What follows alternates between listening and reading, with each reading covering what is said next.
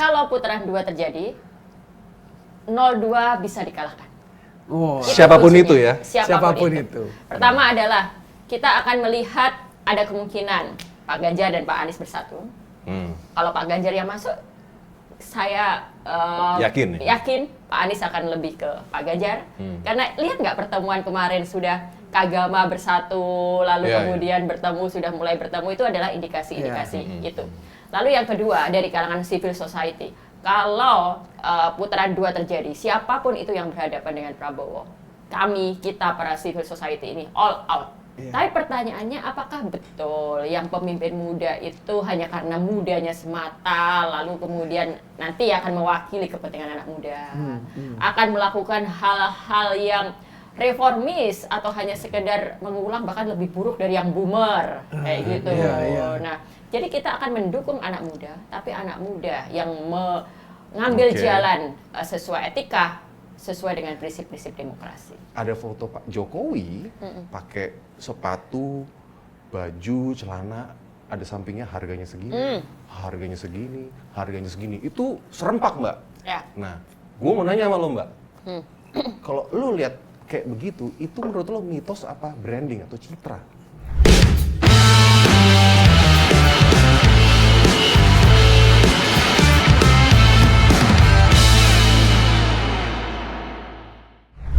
Sembako melimpah, harga murah. Lanjut Gan. Kita kedatangan. Ya, Ini 21. Novel itu kan gue baru mau kenalin udah langsung nih. Mbak Oki Madasari. Halo. Ini orang pintar nih. Orang pintar, novelis sastrawan. Tapi ini ada yang lebih viral lagi karena waktu itu kita lihat tuh di WA grup kan, 5 mitos. Ya. Tapi bahasnya nanti tuh, Ya, oke. Sekarang nih Win, kita bahasnya ini kok kayaknya ada ciptakon nih, cipta kondisi kalau pemilu kok Ada singkatannya lo ya, Ciptako ya? Ciptakon. Cipta kondisi. Awas nanti masuk di debat lo. Oh iya, apa? Ciptakon, oke. Oh SGY. Iya, SGY. Sego goreng iwa Iya. endok. Mbak, menurut Mbak Oki gimana nih? Mbak Oki ngerasain juga nggak? Kayak kita ini orang awam lah. Jadi Ciptakon terjadi sepanjang masa, tapi yang terbaru nih, ada Ciptakon terbaru. Apa nih? Tadi kan saya perjalanan tuh dari Jakarta Pusat ke Jakarta Selatan. Di pinggir-pinggir jalan tuh ada baliho-baliho kecil-kecil nih, baru muncul, bulan lalu belum ada. Oke. Warna biru saya Satu tahu tuh. putaran saja gitu kan. Satu putaran lebih irit, lebih murah, lebih cepat. Lebih cepat. Gitu kan. Ini sebuah cipta kondisi yang berbahaya gitu loh. Orang-orang jadi dibuat untuk berpikir, iya ya, kita harus bikin satu putaran ini. Iya ya, demi menghemat kita harus segera berpikir. Balihonya emang sama? Oh, semua sama. Seragam ya? Biru semua. Oke. Terus Nah, Mbak? ini kan bikin semua orang berpikir sudah pasti terjadi satu putaran. Bahwa mau nggak mau kita harus mendukung satu putaran. Buat apa buang-buang uang untuk 2 putaran kalau pemenangnya sama? Padahal itu semua salah. Itu tidak benar. Mereka juga sedang mau membuat mitos baru. Jadi Apa kalau itu? tadi kamu 5 mitos bertanya, tadi itu yang lima lama. mitos, ini lagi sedang Udah. mencoba Nah. diproduksi, tapi semoga kita berhasil mematahkan itu sebelum jadi betul-betul mitos gitu. Apa, Mbak? Mereka mau bilang mitos 2 putaran itu sama dengan buang-buang uang. Satu. Padahal 2 putaran dalam proses pemilu itu adalah bagian dari proses demokrasi. Oke. Memang sudah dari dulu diatur dalam undang-undang kalau salah satu nggak 50+1 pasti 2 putaran. Secara konstitusi memang sudah seperti itu. Iya. Jadi udah jelas. Lalu kebohongan yang kedua di balik itu Ini soal kedua nih. penghematan anggaran. Benar. Ini pertanyaan besarnya adalah kok tiba-tiba kita bicara penghematan anggaran di saat di tengah-tengah proses pemilu. Ketika semua orang udah tahu 2 putaran adalah bagian dari proses dan pasti penganggarannya juga sudah disiapkan. Sudah Dan demokrasi disiapkan. itu kan memang ada biayanya. Biayanya, Iya. gitu. Dan Udah memang ada. sudah disiapkan itu. Iya. Dan biaya untuk 2 putaran pemilu itu sudah sama-sama kita ketahui dari awal reformasi ketika kita membuat sistem seperti ini. Beda halnya kalau tiba-tiba kita misalnya di tengah masa jabatan kita tiba-tiba, oh aku mau bikin IKN nih, gitu. Itu kan bahkan itu biaya yang kita nggak ketahui sebelumnya, gitu. Betul. Tapi kalau biaya untuk 2 kali putaran itu sudah ada. Jadi kita rakyat nggak perlu berpikir bahwa 2 putaran sama dengan pemborosan. Lalu juga, gimana? Kamu udah sesungguhnya. Soalnya saya berpikir teman-teman banyak pengusaha atau apa bilang, aduh kalau kan mereka bilang usaha sepi dan segala macam. Nah karena mereka bilang udah deh cepat kelar deh biar itu sebenarnya juga itu penyesatan juga narasi yang dibangun sama mereka. Benar. Saya mau bicara dari sisi usaha anak kecil nih. Apa usaha kecil? UMKM. Berkat adanya pemilu dan kalau nanti pemilu ada putaran kedua nih, kita bisa lihat yang nyetak kaos jadi lebih banyak lagi. Lebih semarak ya? Lebih semarak. Yang nyetak baliho akan terus berjalan. Lalu kemudian biaya-biaya perputaran duit karena kampanye berjalan di sebuah daerah, mulai dari pedagang bakso, pedagang mainan apalah yang ada di sekitar situ, itu semuanya pasti juga mendapat cipratan dan cekik.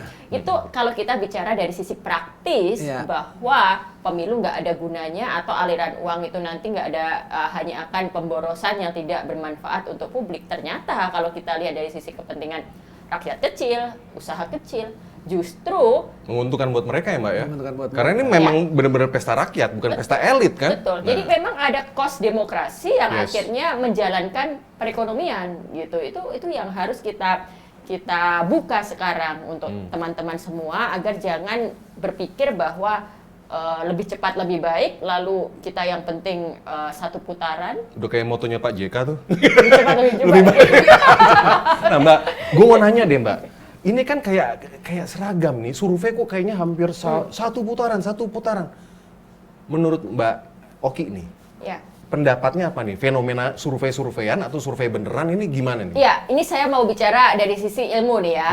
Dengan saya mau membahasakan dengan bahasa yang lebih sederhana untuk semua gitu. Dalam ilmu psikologi massa atau dalam ilmu sosiologi pengetahuan itu ada posisi di mana setiap orang, setiap individu itu cenderung untuk selalu ikut-ikutan pertama, lalu kemudian selalu ingin menjadi bagian dari pemenang, selalu ingin menjadi bagian dari gerombolan yang besar.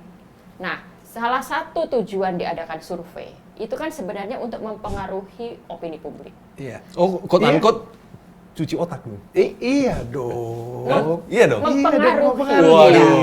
Jadi sebenarnya bukan semata untuk memprediksi lalu sudah. Fungsi dari memprediksi itu ingin menunjukkan bahwa ini loh yang layak kamu dukung.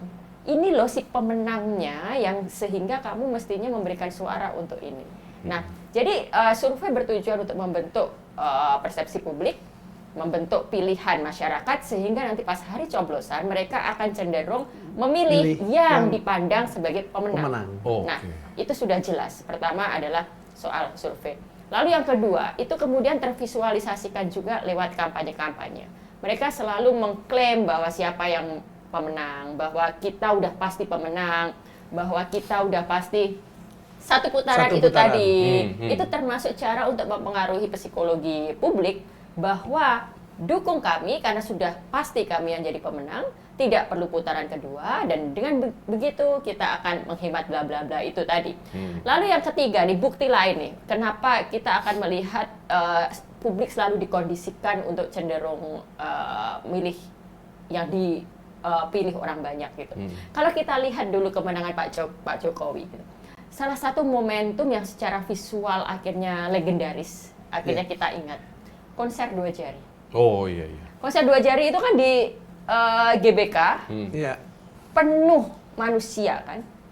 Nah, jadi momentum itu mau nggak mau ikut membentuk persepsi publik bahwa udah yakin, nggak perlu mikir yang kubu sebelah lagi. Udah nggak nengok ke belakang gitu ya. Itu kan momen konser 2 jari itu kan mendekati masa coblosan juga itu. Boleh cek nanti timelinenya. Timelinenya memang seperti itu. Jadi di mana-mana kita seorang dalam kompetisi politik, kita pasti ingin berlomba-lomba menunjukkan kita yang paling didukung banyak orang, Dan sekarang lewat survei kita yang nomor 1, kita yang menjadi pemenang nomor 1. Nah, apakah itu semua nanti sudah menjadi kepastian? Ya enggak, ini kan kita baru ngomongin prediksi.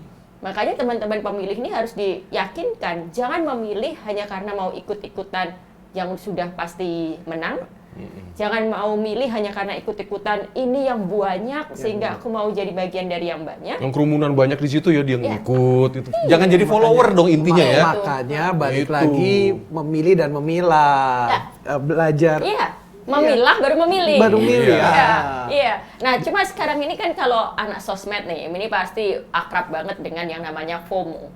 Fear of missing out gitu kan. Jadi lagi-lagi yang tadi kondisi manusia yang memang sifat dasarnya selalu ingin bagian dari kerumunan besar diperparah dengan dunia sosmed. Orang kalau nggak ikut-ikutan seperti itu nanti FOMO mereka. Jadi mereka akan semakin melihat mana yang lebih banyak didukung.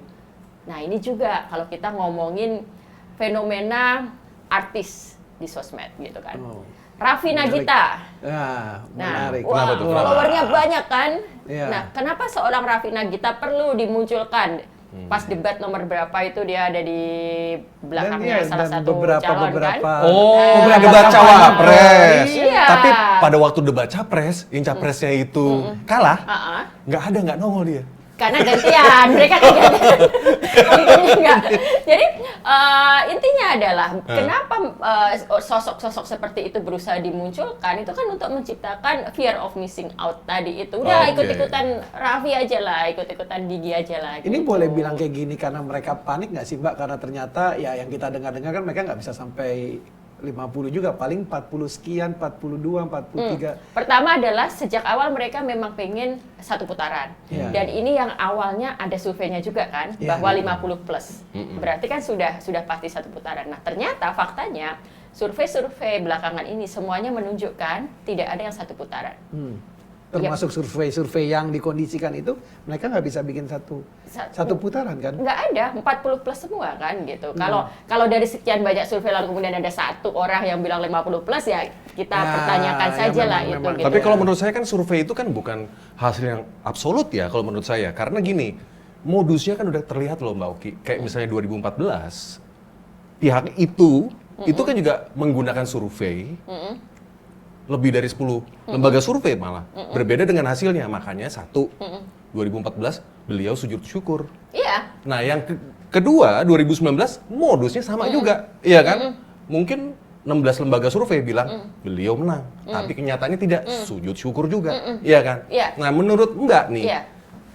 Modusnya sama nggak nih? Berarti nggak kapok-kapok dong? Enggak, kita harus situ nggak kapok-kapok dong. Gini bro, maksud gua kita harus edukasi pemilih bahwa ini modusnya udah ada nih dari 2014. Hei bangun loh, iya kan? Iya. Nah menurut Mbak gimana? Makanya ini tadi yang saya bilang, survei itu sebenarnya tidak bicara hasil akhir. Survei itu sebenarnya alat untuk mempengaruhi persepsi publik. Kalau survei itu ditunjukkan bahwa mereka nomor 1, diharapkan publik akan terus ikut. Jadi itu yang sedang dilakukan survei. Bandwagon efek tadi itu kan? Bandwagon efek. Nah, kalau publik nanti terpengaruh, beneran jadi sesuai dengan angka survei. Nah, Ciptakon tadi itu. Nah, jadi di titik itu. Iya, singkatnya Ciptakon di situ tadi. Tapi kalau bicara survei ya, mereka nggak cuma bahwa mereka bilang nomor 1, mereka selalu mengkondisikan bahwa Pak Ganjar dan Pak Mahfud itu nomor 3. Karena beliau takut. Ya selalu. Kalau menurut kita nih Mbak, kalau misalnya nih, pasangan 02 masuk ke final sama pasangan 01 itu gampang banget ngalahinnya. Iya kan? Karena apa? Satu dipersepsikan nasionalis, yang satu lagi agamis. Iya kan? Menurut Mbak gimana? Kalau saya percaya bahwa kalau putaran 2 terjadi, 02 bisa dikalahkan. Siapapun itu ya. Siapapun itu. Pertama adalah kita akan melihat ada kemungkinan Pak Ganjar dan Pak Anies bersatu. Kalau Pak Ganjar yang masuk, saya yakin Pak Anies akan lebih ke Pak Ganjar. Karena lihat nggak pertemuan kemarin sudah Kagama bersatu, lalu kemudian sudah mulai bertemu, itu adalah indikasi-indikasi itu. Lalu yang kedua dari kalangan civil society, kalau putaran 2 terjadi, siapapun itu yang berhadapan dengan Prabowo, kita para civil society ini all out untuk Gaspol ya? Tidak, gaspol untuk tidak akan membiarkan orang yang kita anggap sebagai pelanggar hukum, pelanggar etika, pelanggar hak asasi manusia, orang yang jelas-jelas menunjukkan berbagai hal yang tidak boleh dilakukan di depan mata kita, itu menjadi penguasa presiden. Jadi kita akan all out untuk memenangkan itu. Jadi teman-teman yang mungkin sekarang masih di pihak kubu nomor 1, nomor 3 akan bersatu untuk melawan itu. Jadi konsolidasinya akan lebih kuat, akan lebih mudah dilakukan. Dan ini sebenarnya yang ditakutkan oleh 02. Itu dia bro, yang makanya tuh di aplikasi X itu ada waktu itu tagar asal bukan Prabowo. Nah, ini sebenarnya juga udah tanda-tanda bahwa teman-teman civil society atau masyarakat itu udah sampai pada peak posisi asal bukan Prabowo, dan Ganjar atau Anies itu akan membawa kita lebih baik. Gitu aja. Itu kenapa juga Mbak, udah menunjukkan itu tanda-tanda. ada menurut Mbak Oki nih, analisanya Mbak Oki itu kenapa? Karena ini kan bicara Prabowo sih, aku setuju. Udah deh, nggak usah kita bahas deh. Bisa 2 jam kita membahasnya. Nah, itu kenapa Mbak? Keluar begitu. Karena apa? Atau karena hasil keputusan MK atau apa? Menurut dari sudut pandang Mbak Oki apa? Iya, ini tadi kamu udah nyebut yang 5 mitos itu kan. Ya. Nanti. Itu save nanti. the best for last. Oke. Kalau nggak sambungin aja ke 5 mitos sekarang juga. Jadi, gimana Mbak? Saya orang yang secara terbuka juga sudah mengatakan bahwa bagi saya paslon nomor 02 itu seharusnya tereliminasi dari opsi untuk kita pilih. Setuju Mbak. Pertama adalah bagaimana yang kita lihat dengan pelanggaran etik MK itu. Di depan mata kita bisa melihat sendiri bagaimana peraturan diakalin untuk mengegolkan si cawapresnya itu. Itu adalah sesuatu pertunjukan di depan mata kita yang dengan alasan apapun sudah nggak bisa sebenarnya dijelaskan. Makanya yang bisa dilakukan mereka kalau disebut etika marah kan? Marah. Etik kandas mula. Itu benar. Itu benar. Etik dasmu yang gitu kan. Lalu ketika kemarin diulang lagi di debat kemarin marah lagi. Emosi lagi karena nggak bisa dijelasin gitu. Rasanya dia emang udah tersinggung ya jadinya. Iya. Emang itu gimana tuh? Dia memang nggak punya rasionalisasi untuk itu. Itu berbeda halnya dengan kebijakan. Misalnya Pak Jokowi bikin EKN. Banyak orang yang protes, masih bisa itu dicari reasonnya kan, alasannya bahwa dengan IKN katanya akan memeratakan pembangunan, dengan IKN katanya mengurangi kemacetan. Betul, ada reason yang bisa dicari. Kereta cepat, masih bisa Jakarta dicari Bandung. reasonnya. Nah kalau soal MK ini, ketika Majelis Kehormatan MK bahkan sudah bilang itu melanggar etik, udah jelas sebenarnya. Sesuatu boleh sah secara hukum, artinya adalah dia sah secara hukum untuk maju jadi cawapres. Tapi itu sebenarnya tidak punya legitimasi. Kalau di Konoha ada reasonnya. Apa tuh? Karena pamannya adalah itu di negara pamannya kita. itu di negara kita. Negara saya sama Erwin Konoha. Ya, betul. Bebas Jadi gitu. Itu gitu. Mbak, ini dia nih. Ini nih 5 mitosnya apa sih Mbak? Ya. Ini keren banget loh, ini viral banget nih. 5 mitos. Saya mau deh ini di 2045 dijabarin apa? Iya, jadi 5 mitos nih udah viral apa, sekali Mbak? dan sebenarnya kalau ngomongin 5 mitos ini kan saya bukan ngarang kan. Ini memang kalau kita belajar sosiologi pengetahuan, kita percaya bahwa penguasa itu akan selalu memproduksi mitos untuk bisa mengontrol masyarakat. Nah, di era Pak Jokowi sampai sekarang itu kita bisa lihat mitos pertamanya. Mitos Pak Jokowi orang baik. Nah, saya tanya Pak Jokowi orang baik nggak?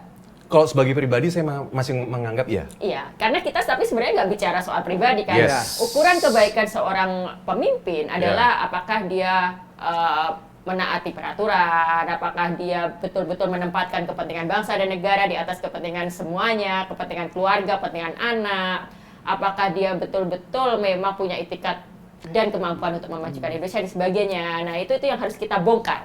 Jadi yang saya lakukan dengan mitos ini sebenarnya saya sedang mengajak teman-teman semua untuk berpikir, membongkar dan melakukan domestifikasi. Nah, mitos orang baik ini yang dari awal selalu didengung-dengungkan bahwa yang satu memang lawannya kan kebetulan lagi-lagi itu ya. Jadi memang lawannya susah. Jadi, siapapun ya. Jadi karena berangkatnya dari posisi itu, jadi sudahlah seolah-olah klaim bahwa Pak Jokowi itu orang baik selamanya dipakai terus. Bahkan sampai sekarang ketika semua ini terjadi masih ada yang membela bahwa itu semua karena orang-orang di sekitarnya. Saya termasuk yang percaya di orang baik loh, Mbak, sampai satu titik yang mungkin cuma beberapa bulan lalu baru sadar. Mitos yang kedua apa, Mbak? Ya, kok kamu potong-potong aja? Enggak, karena dia 6 podcast curhatnya sama, sampai minumnya tumpah loh dia. Dia patah hati, Mbak. Oke, jadi mitos yang kedua ini. Mitos yang kedua adalah mitos bahwa setiap orang memiliki kesempatan yang sama dalam demokrasi. Kenyataannya? Sudah tidak. Kamu bisa nggak nyalon cawapres? Kamu bisa nggak? Bisa di Konoha. Kalau di sini nggak bisa. Nggak bisa. Di Indonesia nggak bisa. Nggak bisa. Karena bapak saya bukan presiden. Nah, berarti kan tidak sama. Oh. Kesempatan semua orang di demokrasi ternyata nggak sama. Oh. Ada privilege. Kalau anak sekarang nih, Gen Z ini paling senang pakai kata privilege. Dan yang mengerikan itu jadi apa ya? Jadi contoh buat yang di bawah mau masuk SD, mau masuk sekolah tatanan yang lebih rendah pun akhirnya mencontoh itu, nggak ada privilege, udahlah minggir silahkan. Dan mengerikan loh itu loh, Mbak, terjadi di benar-benar dipelihara kan akhirnya. Dipelihara, iya. Ordal. Makanya jadi ordal itu. Terus, Mbak? Yang ketiga, mitos pemimpin muda. Gini loh. Kita mendukung pemimpin muda. Kita kalau mau maju politik, teman-teman kita dorong dong. Tapi pertanyaannya, apakah betul yang pemimpin muda itu hanya karena mudanya semata, lalu kemudian nanti akan mewakili kepentingan anak muda, akan melakukan hal-hal yang reformis atau hanya sekedar mengulang bahkan lebih buruk dari yang boomer kayak gitu. Nah, jadi kita akan mendukung anak muda, tapi anak muda yang mengambil jalan sesuai etika, sesuai dengan prinsip-prinsip demokrasi. Dan berproses. Mereka mengalami proses, ya kan? Betul. Untuk nggak bisa tiba-tiba langsung itu. Betul. Kita ketemu beberapa anak muda juga hebat-hebat sebenarnya. Wah, hebat. Iya, tapi ya. Melki udah podcast di sini, Melki, Gilbran. Nah, pakai L loh, bukan Gilbran gitu, Afik gitu-gitu. Saya tanya Mbak di situ. Kalian merasa terwakili nggak dengan salah satu milenial yang nyalon ini?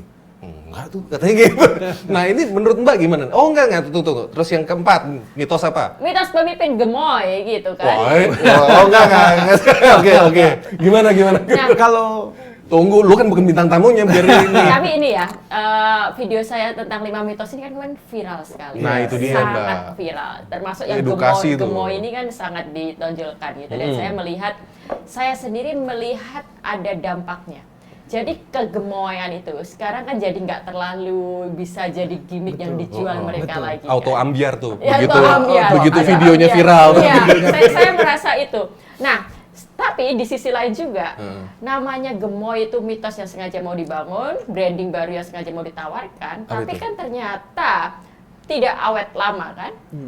Seseorang yang mau dicitrakan sebagai gemoy, menjelang pemilu ini baru masa kampanye sebulan ya kira-kira sekarang sudah mulai kelihatan kan, dasmu etik itu tadi contohnya. Mana ada gemoy bilang dasmu etik, lalu kemarin marah-marah lah bikin video apa. Tapi lucu Mbak, kalau itu? misalnya hari ini Mbak saya tabok, tapi Mbak 2 hari lagi baru nangis. Abis itu ngerahin pasukan ini, nangis massal gitu. Mau nanya kok sakitnya baru ini. Nah, ini ada yang lucu lagi nih, karena kamu lagi nyinggung perkara ini. Habis debat, kita lihat bagaimana tim strategi komunikasi mereka itu bekerja kan, mau nunjukin banyak orang nangis karena sedih melihat Pak Prabowo.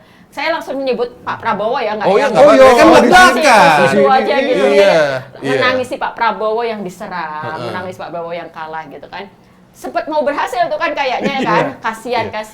Nggak berapa lama kemudian ada orang bilang saya punya tanah 300.000 padahal yang betul adalah hampir 500.000 gitu kan. Jadi langsung ambiar, bahkan citra mau dia playing victimnya itu nggak berhasil. Auto ambiar ya? Auto ambiar. Di sisi kanan, buzzernya lagi menderita nih, iya kan? Karena junjungannya disakiti ceritanya. Tapi tiba-tiba di satu sisi dia langsung begitu. Langsung ambiar ya. Kalau kamu jadi buzzernya dia, Malu saya. Malu atau satu lagi, seneng kamu karena akan ngalir untuk ngebersihin. Job lagi. Dipikir lagi ini strategi apa nih gitu. Tapi netizen apa nggak khawatir sih Mbak? Kayak ibu-ibunya pada nangis gitu. Padahal itu nggak pernah bisa dihapus loh itu. Jejak digitalnya itu ya kan? Nah ini juga, nangis gitu. Ini sekaligus kita edukasi ke teman-teman nih ya. Dimanapun teman-teman berada, baik itu yang mungkin orang-orang yang sudah dikenal publik, komika, artis, model, lalu kemudian juga teman-teman yang buzzer yang hanya dipakai akunnya, yang angka-angka kecil followernya tapi dipakai untuk menyerang orang itu semua jejak yang kalian lakukan itu tercatat gitu loh. Jadi jangan sampai ini semua nanti sudah tersimpan nangis nanti 2 bulan lagi nyesel nih, baru 2 bulan lagi gitu. Ini termasuk bagian dari edukasi kita. Janganlah kita, kalaupun kita menerima job profesional sebagai seorang communication strategik misalnya kayak gitu, cari strategi yang pintar. Disuruh nangis ke salah satu paslon gitu ya. Betul. Ini bukan Pak Prabowo aja ya. Salah satu paslon aja ya. Ini paslon semuanya juga begitu ya. Jangan begitu. Makanya kita sebenarnya mau mengajak kampanye cerdas. Kita tidak main gemoy-gemoyan, sekaligus kita tidak main drama nangis-nangisan. Nah, itu Mbak, kalau Mbak bicara gemoy itu kan ada satu lagi yang saya suka pikir, yang kita suka lihat, gemoy itu kan berbahaya untuk yang tadi kan. Jadi nggak cerdas Mbak. Itu menurut Mbak gimana? Kalau yang jadi akhirnya gemoy itu kan membuat kita seolah-olah ya udah deh milih presiden masa yang joget-joget aja tanpa gagasan, itu kan mengerikan. Jadi Mbak, ini buat anak muda. Fakta yang saya juga amati nih, mau nggak mau kita harus mengakui juga apa yang dilakukan dengan strategi gemoy dan lain-lain itu sebenarnya menyasar kelompok masyarakat yang kurang literasi kritisnya, yang kurang terpapar dengan daya kritis, dengan pemikiran-pemikiran yang mencoba membongkar hal-hal yang ada di balik permukaan. Jadi mereka sedang memanfaatkan ketidaktahuan orang dan ketidakmampuan orang untuk mengakses informasi dan pendidikan, disodorin terus itu. Nah, faktanya memang tingkat literasi Indonesia masih rendah. Jadi itu yang sengaja mau diolah. Jadi memang harapannya ketika kita terus memproduksi konten-konten seperti ini akhirnya bisa membanjiri TikTok juga, bisa bertarung dengan narasi-narasi yang mereka buat. Memang perangnya adanya di sosmed sekarang itu, perangnya itu. Jadi akhirnya nggak gagasan-gagasan lagi, benar-benar. Mbak, gue mau tahu deh. Mitos yang terakhir itu apa sih? Oh, yang terakhir. Yang terakhir itu kan mitos presiden netral. Nah, apakah kamu masih percaya bahwa presiden netral? Percaya kalau di Konoha. Di Konoha presiden masih netral. Jadi ketika anaknya aja sudah maju dengan proses seperti ini, akan sulit bagi kita untuk percaya bahwa presiden netral. Apalagi kemarin setelah surveinya terus tidak bergerak untuk melebihi 50+1 dan debatnya kemarin jelek, lalu kemudian presiden langsung ketemu dengan ketua-ketua parpol pendukung. Itu kan bagian dari ketidaknetralan. Termasuk yang presiden mengatakan bahwa debat itu harus dirubah formatnya. Nah, itu kan udah. Kok seorang presiden bisa begitu menurut Mbak Oki, gimana tuh? Ya, memang presiden jelas sebenarnya punya kepentingan politik. Presiden adalah seorang politisi. Jadi memang sudah pasti bahwa dia itu tidak mungkin netral. Tapi kan sebagai sebuah mitos, itu yang didengungkan. Agar publik melihatnya memang sebagai seseorang yang netral, seseorang yang ya enggak tahu kok tanya saya, gitu kan, selalu gitu kan, yang dipakai kan. Gitu. Itu urusan partai, katanya kan gitu selalu. Pencapresan itu urusan partai, bukan urusan serahkan saya, ke rakyat atau tapi itu nyatanya gitu. Dia terus bermain kan, menata semuanya itu gitu. Nah, sekarang pertanyaannya adalah ketika ketidaknetralan presiden terus terjadi, nah ini bahayanya. Kita sedang bahaya banget. Lalu kita nanti akan melihat pengerahan aparat-aparat negara, pasang-pasang baliho di desa-desa, di kecamatan-kecamatan, polisi ada yang ke-gap masang baliho di daerah Jawa Timur, lalu tentara ada kita videokan, ada sudah mulai mengeluarkan video untuk mendukung jelas-jelas nomor 02. Nah, ini yang tidak boleh terjadi dan ini yang akan sangat berbahaya kalau terus dilakukan, terus dibiarkan gitu.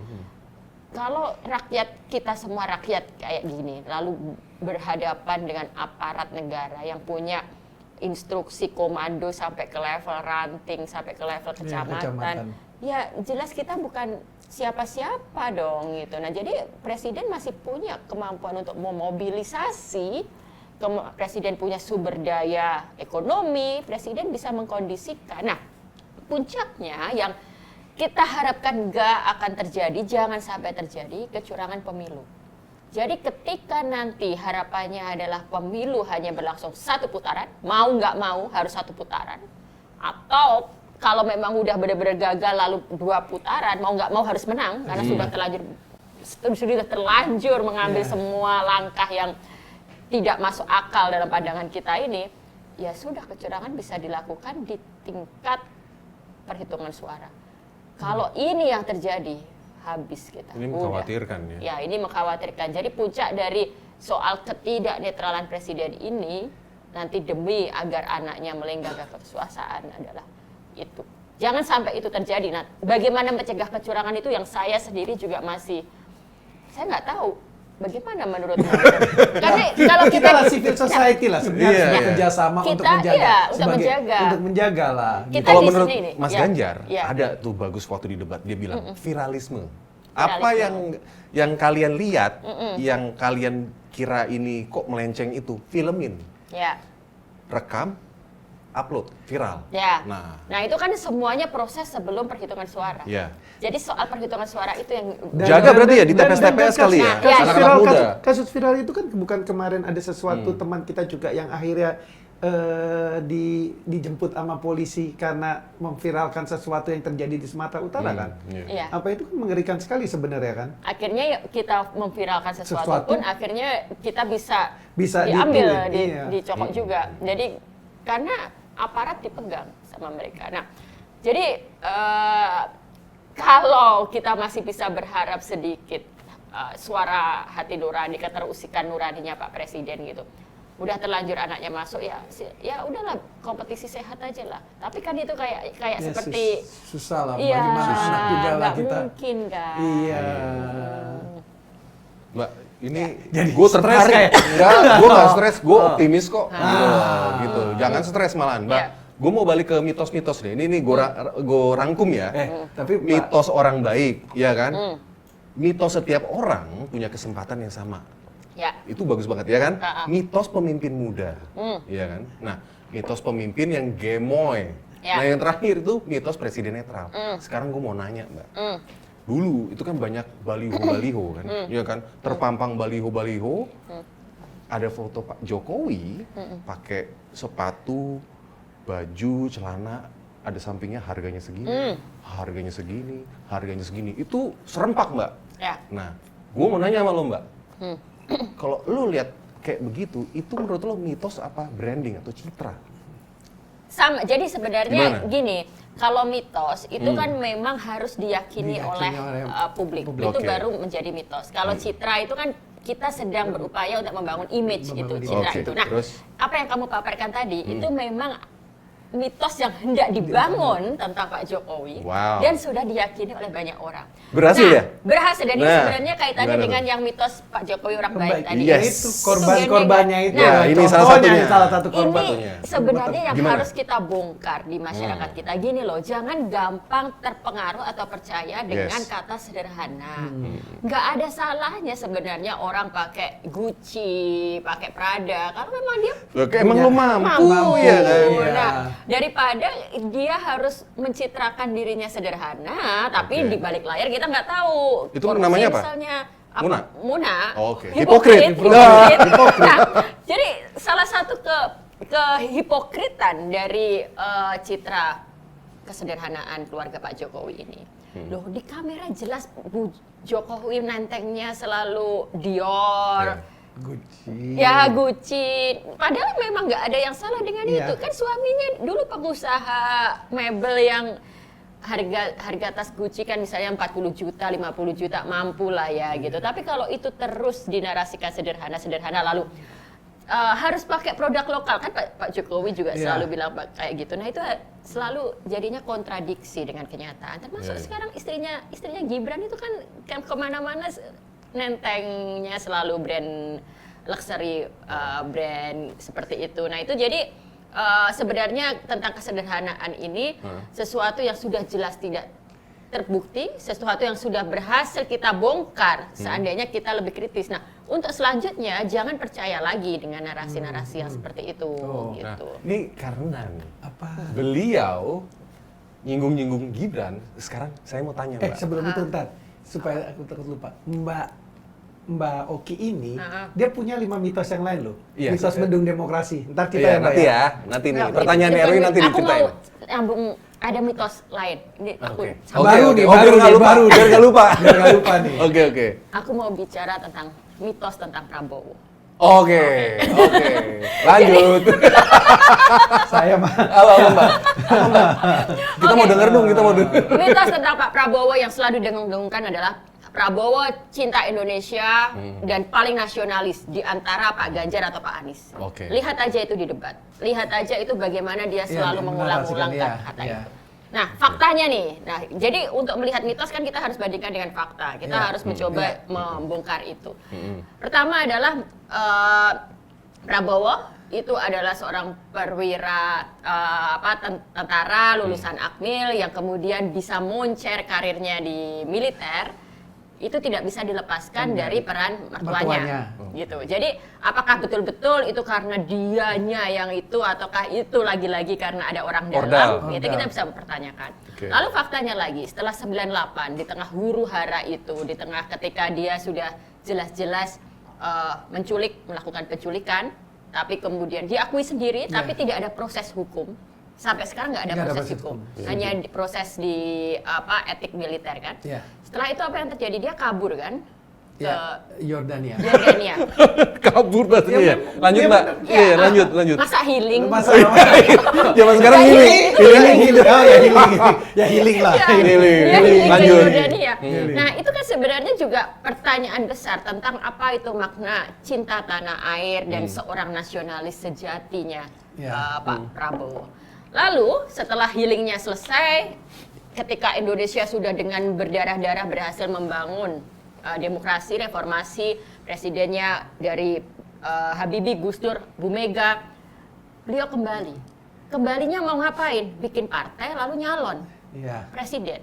Nah, jadi sebenarnya di mana sisi cinta tanah air dan nasionalismenya, bukti-bukti seperti apa yang harus kita percaya tentang itu gitu ketika yang kita lihat berkebalikan dengan itu. Nah itu satu ya, mitos Prabowo cinta tanah air dan nasionalis. Lalu yang kedua, mitos tentang keberhasilannya di Kementerian Pertahanan. Gitu. Nah ini kalau nanti memang bukti data lain bisa dibuktikan silahkan, tapi jangan ajak kita untuk duduk berdua. Takut bro. Ngopi-ngopi bro. Kan gitu kan dia selalu nanti duduk berdua aja gitu. Enggak, paparkan aja ke publik kalau memang punya data yang ini. Tapi kan kita tahu bahwa budget Kementerian Pertahanan itu terus naik. Jadi apa yang dibilang kemarin kan dibilangnya kan selalu dikurangin karena COVID, kita nggak bisa melakukan karena Menteri Keuangan, dia nyalain Menteri Keuangan. Tapi faktanya kalau lihat data itu angkanya naik gitu. Bahkan ada utang gitu. Nah, lalu kemudian dipersoalkan soal pembelian pesawat alutsista dengan segala macam penjelasan, tapi kita justru mempertanyakan itu. Lalu kemudian program food estate-nya itu. Food estate yang memang sebenarnya juga kita bertanya-tanya kenapa itu dilakukan oleh Kementerian Pertahanan ya? Gitu. Itu lalu kemudian hasilnya mana gitu? Apakah betul yang dikatakan bahwa itu mengatasi kekurangan pangan dan sebagainya, kan malah katanya gagal kan. Jadi mitos soal keberhasilan Pak Prabowo sebagai seorang Menhan itu juga sudah nggak bisa lagi. Patut dipertanyakan kan? Patut dipertanyakan. Nah, itu dua dulu itu aja. Nanti kita sambung lagi. Apa pertanyaan lo tadi itu? Mitos mengenai apa? Mitos mendung demokrasi, Mbak. Oh, itu bukan 5 mitos mendung demokrasi. Itu bukan mitos, itu fakta. Itu indikator. Indikator. Kenapa saya melihat bahwa demokrasi di Indonesia itu memang sedang turun demokrasi di Indonesia ini sedang dalam posisi yang memang mengkhawatirkan. Pertama adalah melemahnya institusi-institusi demokrasi. Institusi demokrasi itu kita lihat MK, KPK, lembaga-lembaga yang dibangun pasca reformasi yang seharusnya mengawal reformasi itu diobok-obok semua hingga sekarang jadi disfungsi dari MK dan KPK itu. Lalu yang kedua adalah pengarahan aparat untuk kepentingan penguasa. Ini tadi kaitannya dengan yang kita omongin tadi. Ketika aparat diminta untuk mengegolkan satu calon tertentu, mendukung satu calon tertentu, bahkan ada polisi disuruh untuk masang spanduk, untuk masang baliho calon tertentu. Oh iya, itu ada di atas kantor pos polisi itu ya? Iya, itu banyak tempat itu ya kan. Itu bukti kedua gitu. Lalu yang ketiga adalah oknum ya Mbak ya? Oknum ya. betul. Yang ketiga adalah melemahnya oposisi gitu. Dan memang bisa dikatakan tidak ada oposisi selama pemerintahan hampir 10 tahun ini. Ketika tidak ada oposisi, tidak ada check and balance. Tidak ada orang yang bisa mengoreksi kalau ada yang salah. Tidak ada yang bisa memberikan teguran kepada pemerintah. Jadi semuanya malah bersama melakukan itu.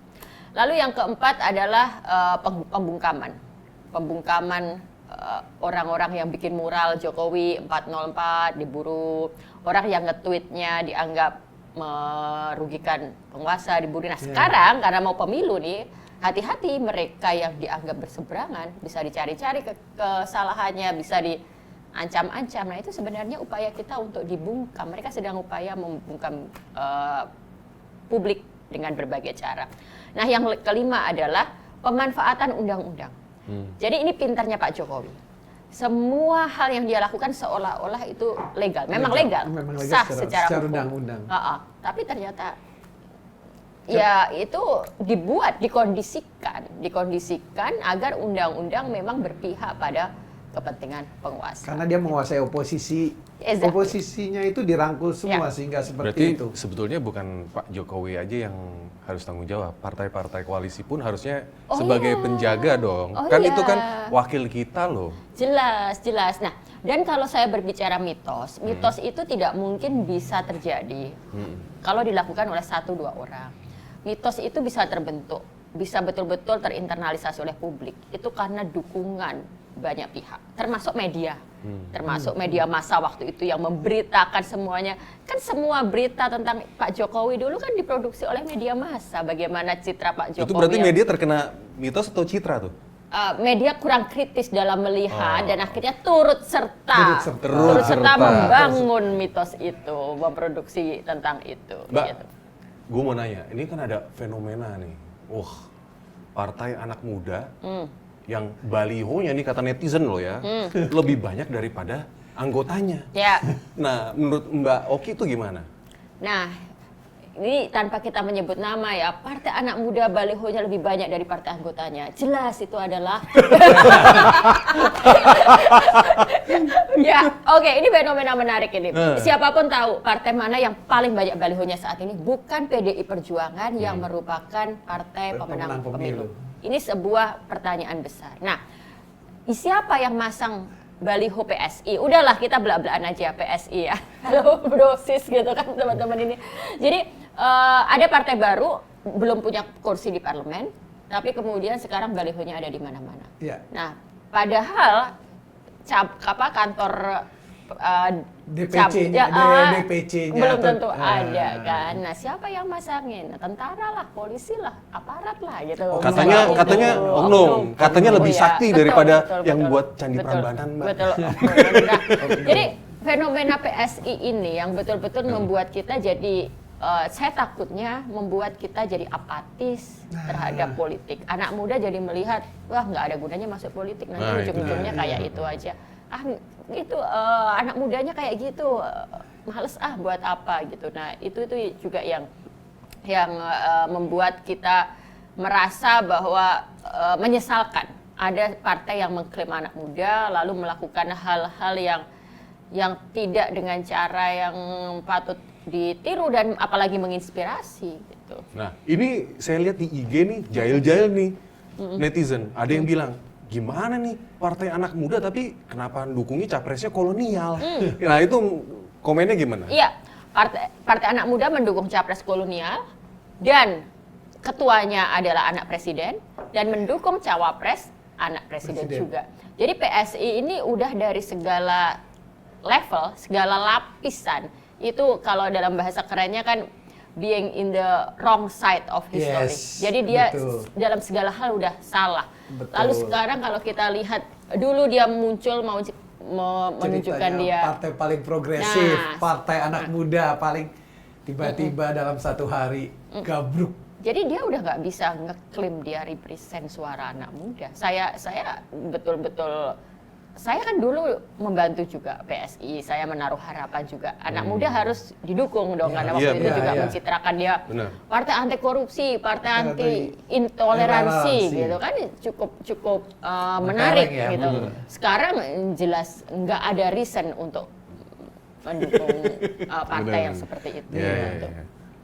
Mbak, ini saya mau tanya, kalau misalkan anak Pak Jokowi adalah penjual martabak, ada lagi, anak Pak Jokowi adalah penjual pisang, itu branding, citra atau mitos?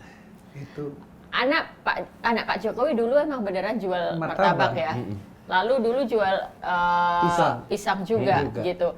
Nah jadi branding atau mitosnya bukan itu, mitosnya dulu Pak Jokowi orang baik dan sederhana itu. Pak Jokowi orang baik itu, mitos Pak Jokowi orang baik itu dulu didukung dengan narasi bahwa anak-anaknya nggak ada loh yang masuk politik.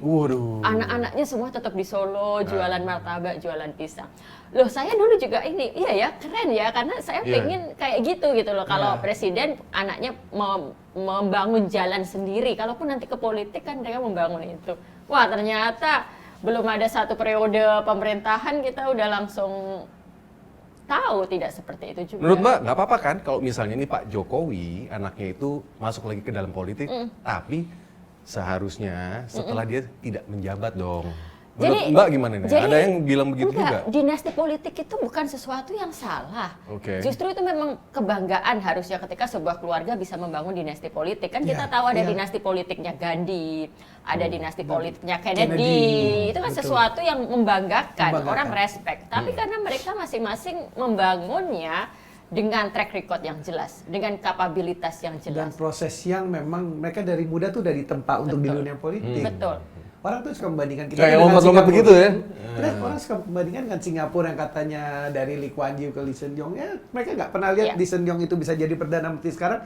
Prosesnya seperti apa dia jalani di Singapura? Jadi harusnya itu tour of duty dulu dong. Oh iya dong. Iya kan, iya itu. Jadi nggak betul-betul ada buktinya. Saya mau nggak mau kalau harus sedikit memuji.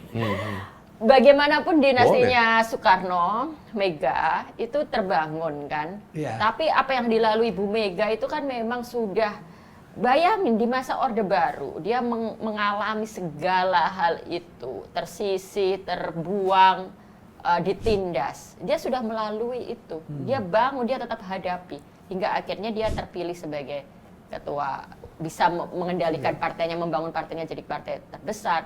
Lalu bisa menduduki cawapres sampai capres. Itu kan dia membangunnya dengan kerja keras dia gitu kan. Jadi saya melihat di sini dinasti politiknya Trah Soekarno itu sampai di titik Bu Mega, or at least juga Puan Maharani dia memilih untuk kompetisi sebagai anggota DPR. Lalu bagaimanapun suaranya terbanyak kan waktu itu di Jawa Tengah. Lalu dengan begitu dia jadi ketua DPR. Itu bagian dari proses. Gitu. Dan saya juga sebenarnya kalau bicara PDIP, saya menganggap Puan dan Ganjar itu pun sebenarnya berkompetisi secara internal kan, walaupun akhirnya yang memang disuruh kompetisi tuh hebatnya. Iya, walaupun orang lihat kok kayaknya soal rebusan saya enggak. Ketika kemudian Bu Mega merelakan bahwa bukan anaknya yang maju, tapi Pak Ganjar, dia mempelajari angka survei, dia mendengar suara publik. Jadi ya sudah, walaupun nanti diejek orang gini kan, banyak yang ngejek. Ya itu karena dia tahu anaknya nggak bakal laku. Justru itu karena realistis. Dia tahu, lalu dia memberikan kesempatan pada orang lain. Itu adalah bentuk bagaimana dia tahu bagaimana harus berpolitik.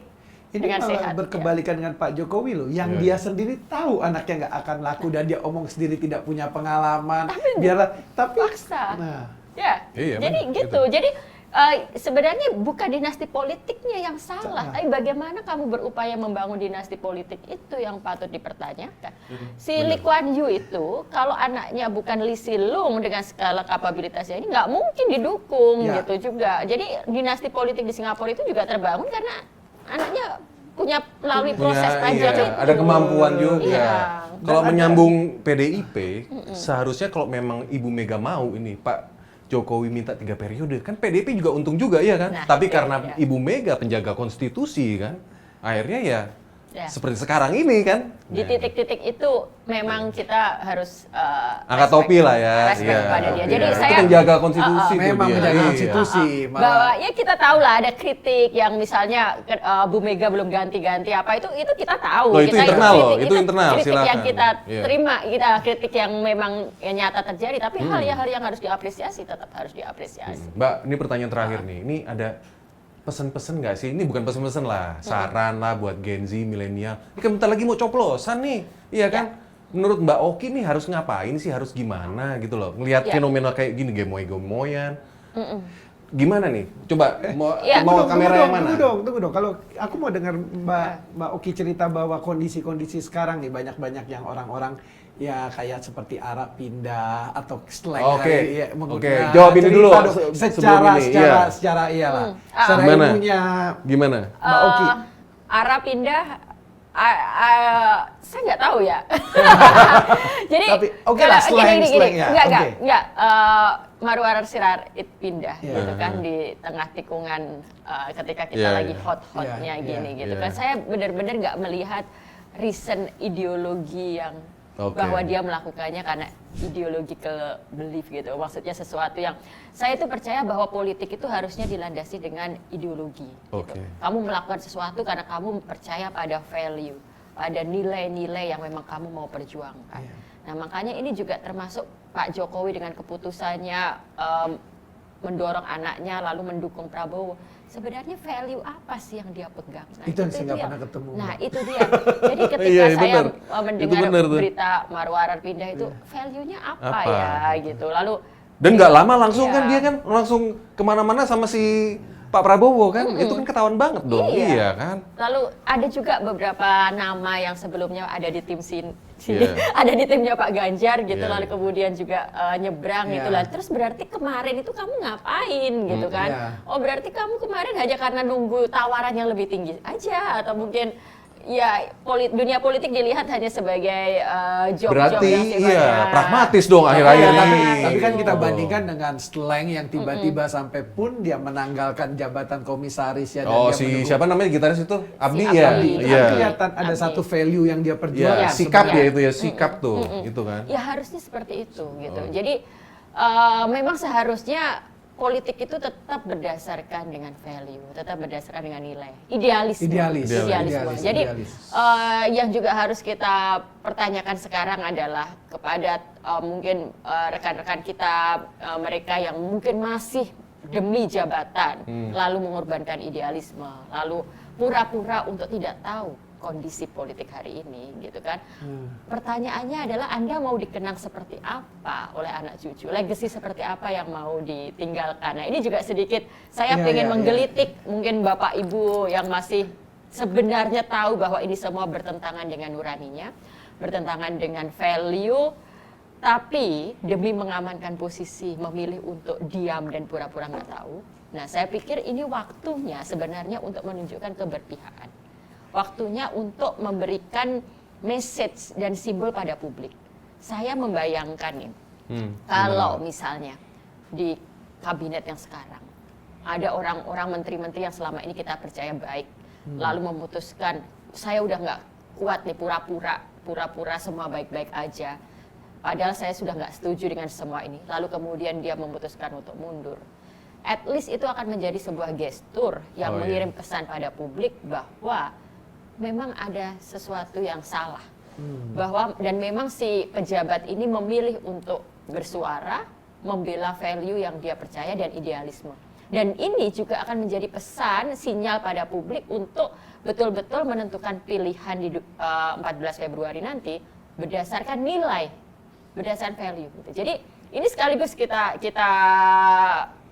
kirimkan ya pesan-pesan ini kepada mungkin bapak ibu yang sekarang mendengar kita gitu, bahwa inilah waktunya untuk mengirimkan gestur itu, memberi sebuah pernyataan tanpa harus ngomong bahwa memang ada yang salah dalam demokrasi kita, dalam negara kita yang nggak bisa dibiarkan begitu saja.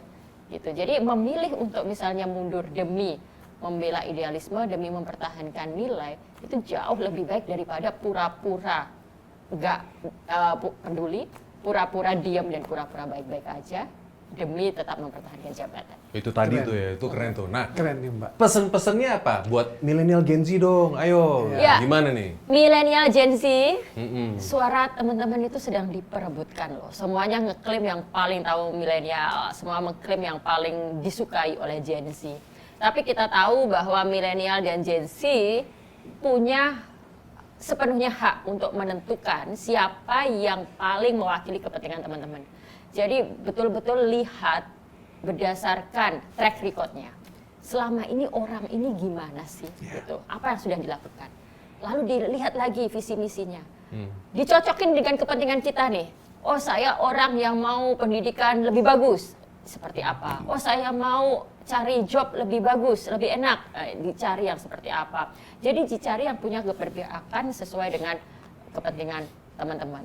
Nah, kalau dalam bahasa kerennya nih, metode untuk melihat track record, melihat fakta kondisi saat ini itu namanya socio-historical fact. Jadi itu sebuah metodologi yang sahih untuk menilai seseorang. Jadi kita bukan menilai seseorang karena kita dislike or like or dislike, suka atau nggak suka, enggak. Tapi kita rasional, kita menjadi pemilih yang rasional, melihat berdasarkan rekam jejak dan berdasarkan tawaran apa yang bisa mereka kerjakan. Mantap. Gitu. Sampai ketemu lagi di Blak-Blakan. Ciao.